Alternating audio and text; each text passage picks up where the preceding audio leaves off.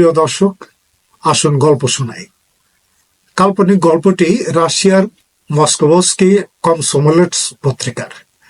Russia Ukraine যুদ্ধ বন্ধে মার্কিন প্রেসিডেন্ট ডোনাল্ড ট্রাম্প 12 ফেব্রুয়ারি রুশ প্রেসিডেন্ট ভ্লাদিমির পুতিনকে ফোন করেন। ফোন করে তিনি বললেন, হাই পুতিন, তোমার দেশটাও চমৎকার, আমার দেশটাও চমৎকার, আমরা কি বিশ্বটাকে ভাগ বাটোয়ারা করে নিতে পারি না? আহা ট্রাম্প, এতদিন ধরে আমি তো এ কথাই বলে এসেছি, চলো শুরু করা যাক। বন্ধু পুতিন, বিশ্বাস রাখো, আমি একে বাস্তব করে দেখাবো। এখান থেকেই গল্পের শুরু।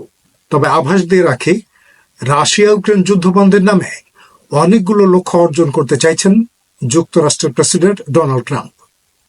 সবাইকে স্বাগত জানাচ্ছি, আমি আবুল তাহির মুস্তাকিম।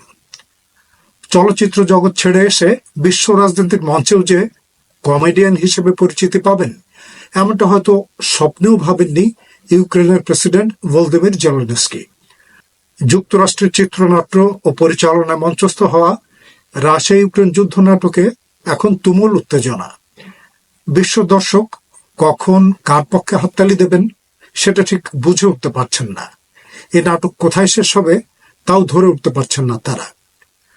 যুক্তরাষ্ট্রের নেতৃত্বাধীন সামরিক জোট ন্যাটোর সদস্য হওয়ার ভীষণ আগ্রহ ইউক্রেনের প্রেসিডেন্ট জেলেনস্কির, কিন্তু সদস্য হবার সুবাদে প্রতিবেশী আঙ্গিনায় শত্রু মার্কিনীদের আনাগোনার আশঙ্কায় তাতে বাধা দিতে থাকে রাশিয়া।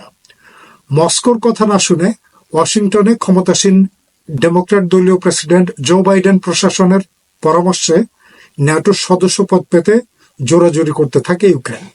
তাই নিরাপত্তার প্রয়োজন দেখিয়ে 2022 সালের 24 ফেব্রুয়ারি ইউক্রেন আক্রমণ করে বসে রাশিয়া। জাতিসংঘের মাধ্যমে এই আক্রমণের নিন্দাবান্ধ তিরস্কার করে রাশিয়াকে যুদ্ধ বন্ধ করে সৈন্য ফিরিয়ে নেওয়ার আহ্বান জানানো হয়, কিন্তু নিজ শর্ত অনড় Russia.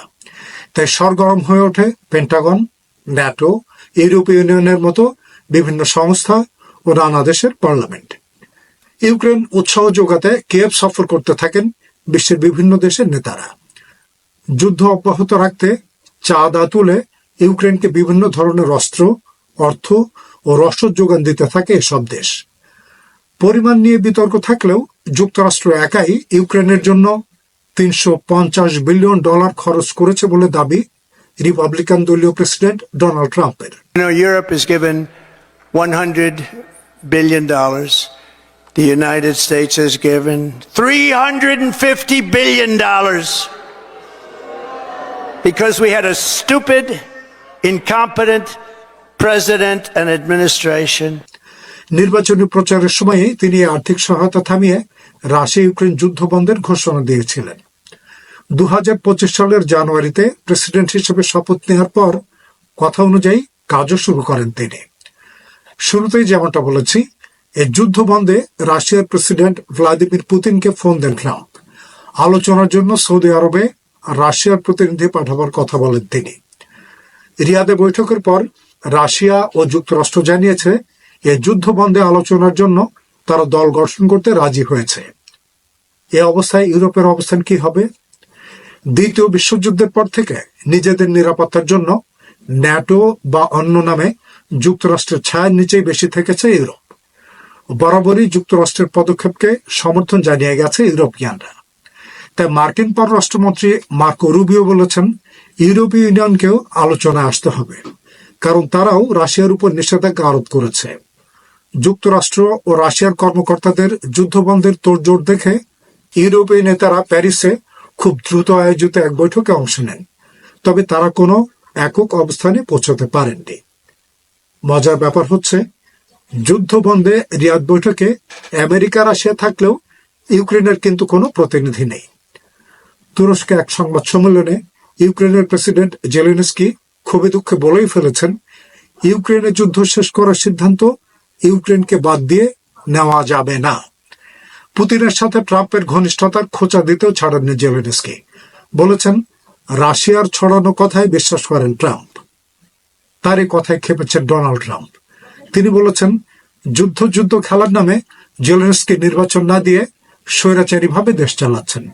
A dictator without elections Zelensky better move fast or he's not going to have a country left. Got to move. জাতীয় নিরাপত্তা পরামর্শক মাইক ওয়ালস যুক্তরাষ্ট্রের সমালোচনার ক্ষেত্রে ইউক্রেনকে গলা নিচু করে কথা বলার পরামর্শ দিয়েছেন, আর খনিজ সম্পদ বিষয়ে ওয়াশিংটনে পাঠানো চুক্তিপত্রে সই করার আহ্বান জানিয়েছেন তিনি। তবে বিশ্লেষকরা গলা বেশ উঁচু করেই বলছেন, রাশিয়া ইউক্রেন যুদ্ধ বন্ধের ধোঁয়াশা ছড়িয়ে একসাথে অনেকগুলো পাখি শিকার করতে চাইছে যুক্তরাষ্ট্র।